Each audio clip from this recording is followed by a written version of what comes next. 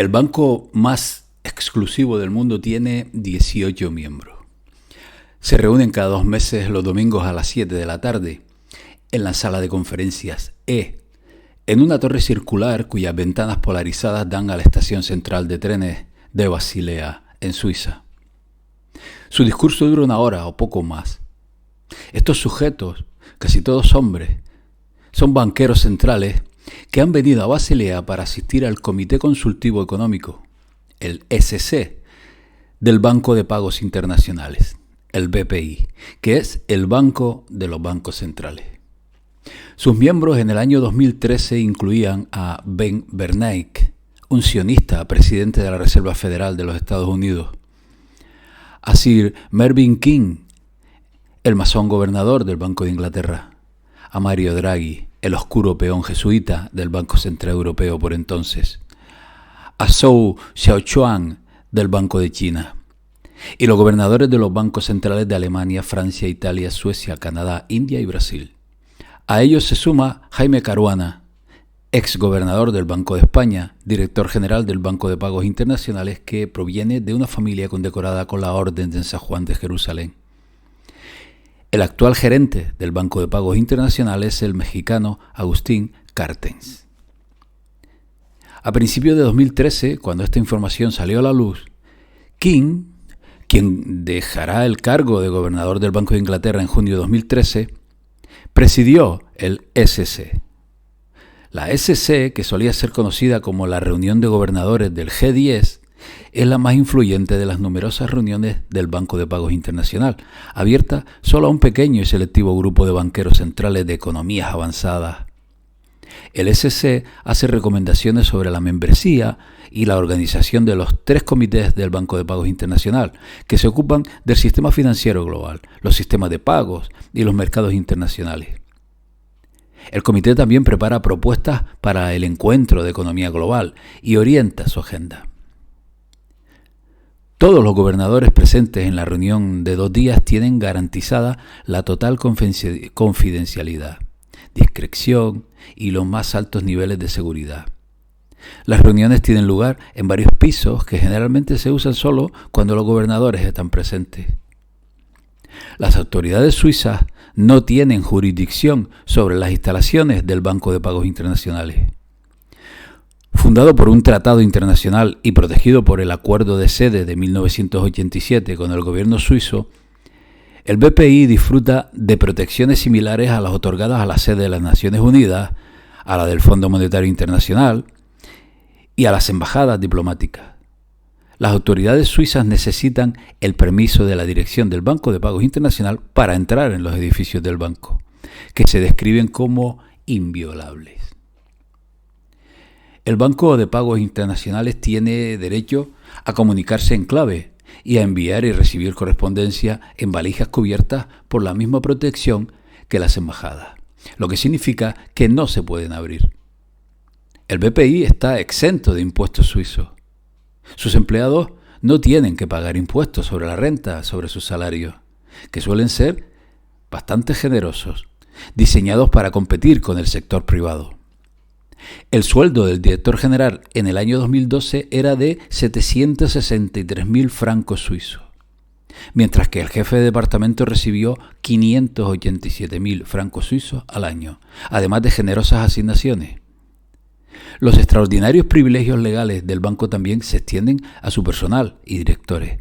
Los altos directivos disfrutan de un estatus especial, similar al de los diplomáticos, mientras desempeñan sus funciones en Suiza, lo que significa que sus valijas no pueden ser registradas, a menos que exista evidencia de un acto criminal flagrante, y sus papeles son inviolables. Los gobernadores de los bancos centrales que viajan a Basilea para las reuniones bimensuales gozan del mismo estatus mientras se encuentren en Suiza. Todos los funcionarios bancarios son inmunes bajo la ley suiza de por vida, por todos los actos realizados durante el desempeño de sus funciones. La dirección del banco ha intentado planificar cualquier eventualidad para que no sea necesario llamar a la policía suiza.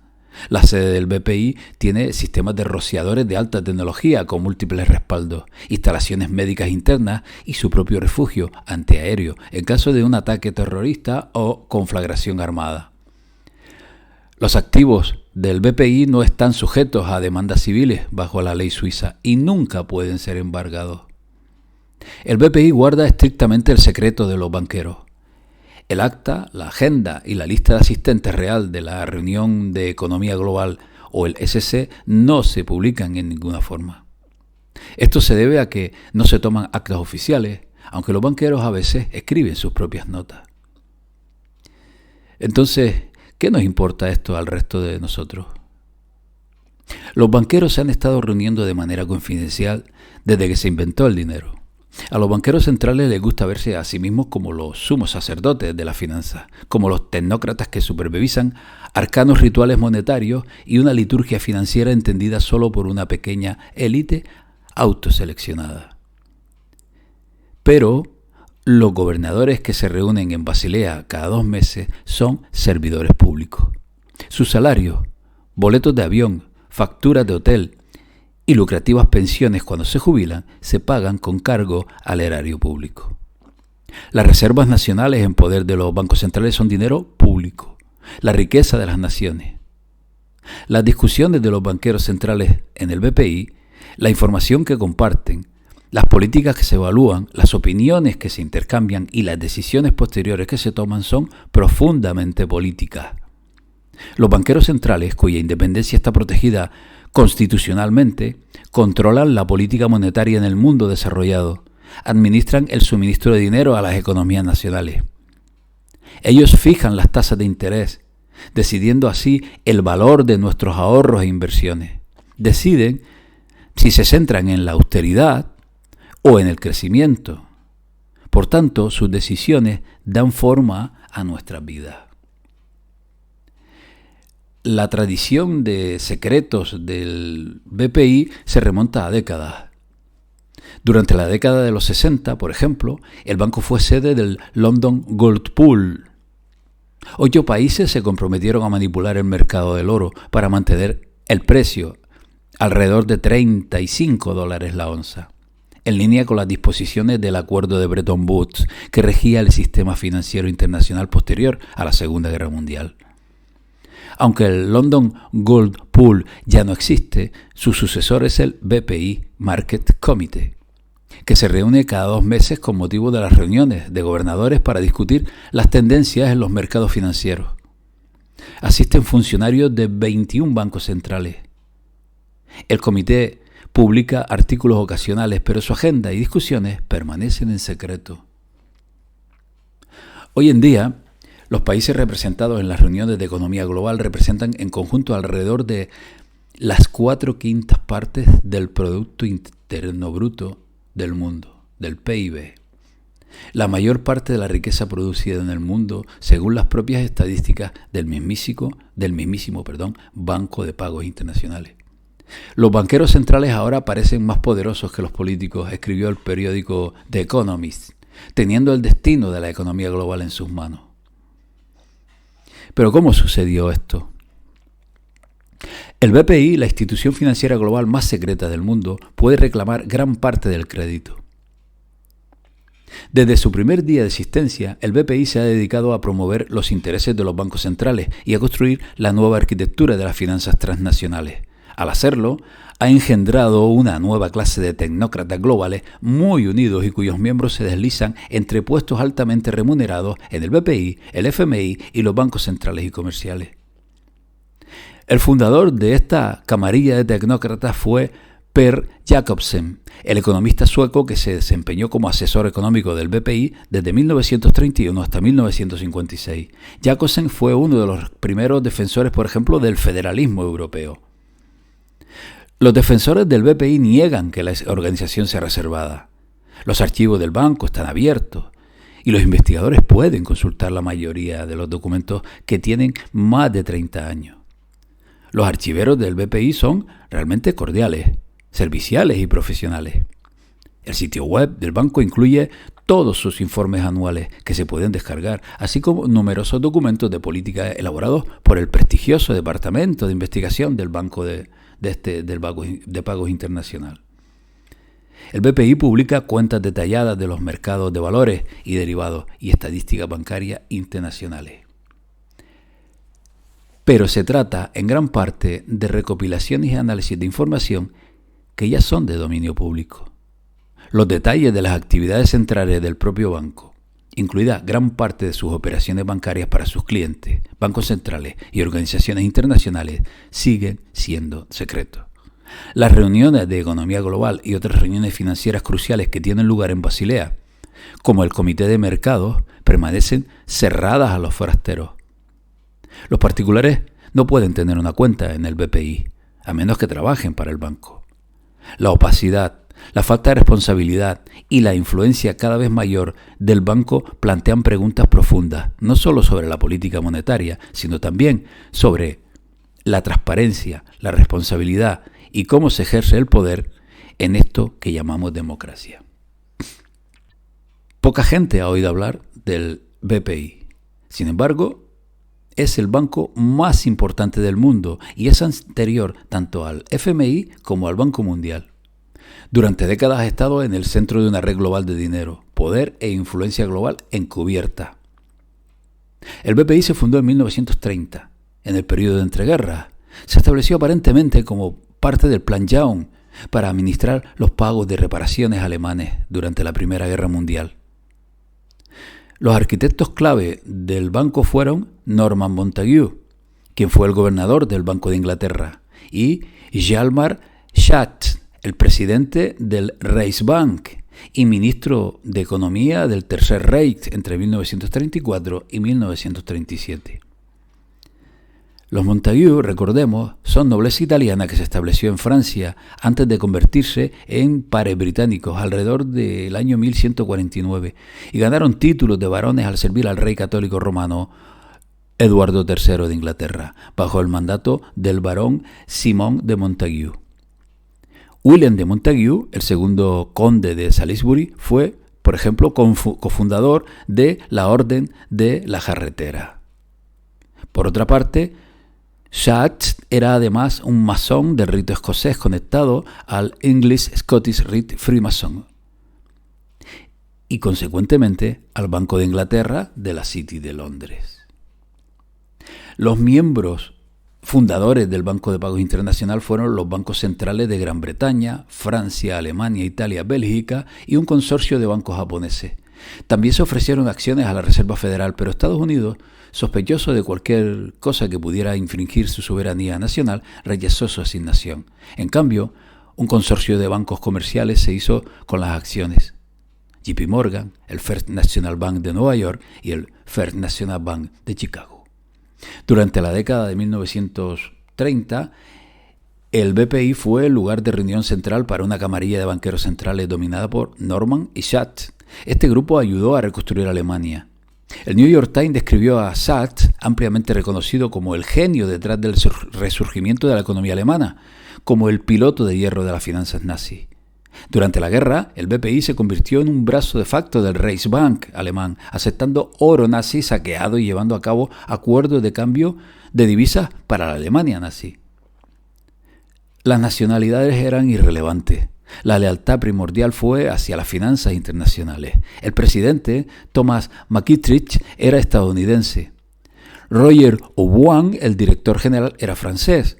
Paul Hetzler, el subdirector general, era miembro del partido nazi y firmaba su correspondencia con Heil Hitler. Rafael Pilotti, el secretario general, era italiano. Per Jacobsen, el influyente asesor económico del banco, era sueco. Sus ayudantes y los de Pilotti eran británicos. ¿Lo van entendiendo? ¿Dónde están los enemigos de aquella sangrienta guerra mundial? Solo se comprende si aceptamos que alguien o algunos tenían en su mano meciendo ambos bandos. Y no eran los banqueros. Después de 1945, 5 directores del BPI, incluido Hjalmar, fueron acusados de crímenes de guerra. Alemania perdió la guerra, pero ganó la paz económica, en gran parte gracias al BPI.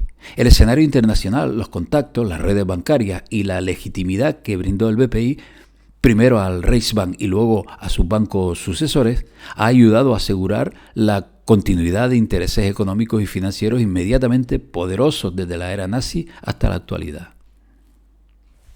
Durante los primeros 47 años de su existencia, desde 1930 a 1977, el BPI se instaló en un antiguo hotel cerca de la estación central de trenes de Basilea, en Suiza.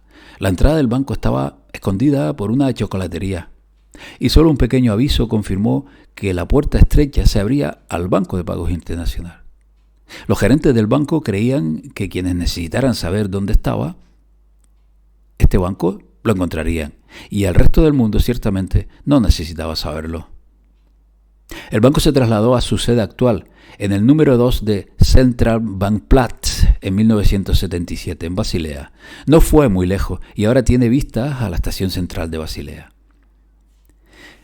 Para una organización seria y reservada, el BPI ha demostrado ser sorprendentemente ágil. Sobrevivió a la primera depresión global, al fin de los pagos de reparaciones y al patrón oro, dos de sus principales razones de existencia.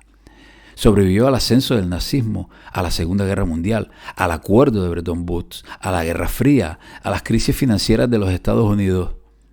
Década de 1980 al 90, el nacimiento del Fondo Monetario Internacional y el Banco Mundial, y el fin del comunismo. Como señaló Malcolm Knight, gerente de 2003 a 2008, es alentador ver que, al permanecer pequeño, flexible y libre de interferencias políticas, el banco, a lo largo de su historia, ha logrado adaptarse notablemente bien a las circunstancias cambiantes. Yo diría que no se adapta, sino que las moldean ellos. Teniendo en cuenta el papel fundamental del BPI en la economía transnacional, su bajo perfil es notable. En 1930, un reportero del New York Times señaló que la cultura del secreto en el BPI era tan fuerte que no se le permitió mirar dentro de la sala de juntas, incluso después de que los directores se habían ido. Poco ha cambiado. No se permite el ingreso de periodistas a la sede mientras se lleva a cabo la reunión de economía global. Los funcionarios del BPI rara vez hablan de manera oficial y de mala gana con miembros de la prensa. La estrategia parece funcionar. El movimiento, por ejemplo, Occupy Wall Street, los antiglobalizadores, los manifestantes de las redes sociales, youtubers y demás han ignorado por completo al BPI.